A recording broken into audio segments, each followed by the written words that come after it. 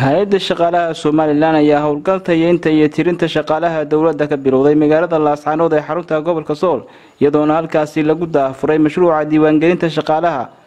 waxaana halkaasi si wada jir ah u daafuray agaasimaha guud ee hay'adda shaqaalaha Soomaaliland maayarka degmada Laascaanood ee sidoo kale gudoomiyaha gobolka Sool waxaana hadaladoodii kamid ahaa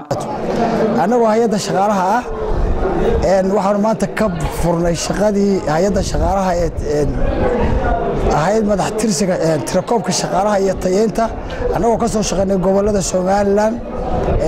maanta waxaan u harsanaa gobolka Sool iyo gobolka Sanaag labada ay maanta soo bilaabantay anagu waxaan qaybtii gobolka Sool ka bilaabisay hawsha arintaas akaan ka bilownay gobolka Sool oo ka daafurnay hay'adda shaqaaluhu waxay wadaa shaqada tirakoobka shaqaalaha dawladda waxa la socdo tayeynta shaqaalaha taa macnaheedu qofka shaqaalaha ee aqoontiisu aanay gaarsiin heer ku shaqeeyo in horumar lagu sameeyo aqoontiisa kor loo qaado qofka darajadiisu dhiman tahay for example qof oo ku shaqeynaya oo kale waxa loo gudbin doonaa halkii uu xaq u lahaa hay'adda shaqaalaha waxa siyaasadeeda ku jirta gobolada dalka inaanu macadka hay'adda shaqaalaha ka wada furno magaalada Laascaanood iskuulka sare ee boordanka waxa halkan lagu daafuraya mashruuci shaqaalaha gobolka Sool hawshiisa indiina ku aragtaan si fiican ba u socotaa si fiican ba la isku jeegareenaya oo la isu diiwaan gelinayaa tan macnaheedu ma aha warar badan baa jiro dadkii waxba la gooynayaa ma aha waxa weeye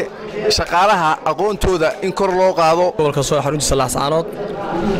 waxaan daafurnay ama bilaamay madax taabashada shaqaalaha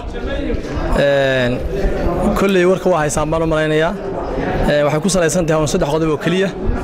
in la helo tirada rasmiga ah ee mushaarka qaadata ee dalka oo halka laga saaray wixii caaglaha loo bixiyay marka labaadna in la sugo mataqaanaa in shaqaalaha goobta jooga inay isleeyihiin magacyadoodu iyo dadka shaqeynaya inay yihiin kuwii mushaarka uu soo baxay yihiin iyo in kale si halkan looga saaro cid magacooda mushaar ku soo baxday ama aan helin ama cid kale la siiyo qodobka saddexaadna waxa weeye in lagu saleeyo mataqaanaa aqoonta shaqaalaha kor loo soo qaado waxayna heli doonaan shaqaaluhu sida gobolada kaleba tababar xagga maxadku bixiyo ama ha noqoto xarunta guud ee Hargeysa loo diro ha lagu siiyo ama gobolada ha lagu fureeyo hadii la yiraahdo arinta aad baan u soo dhaweynaa maamul ahaan Mawlid Ali Star TV Laascaanood.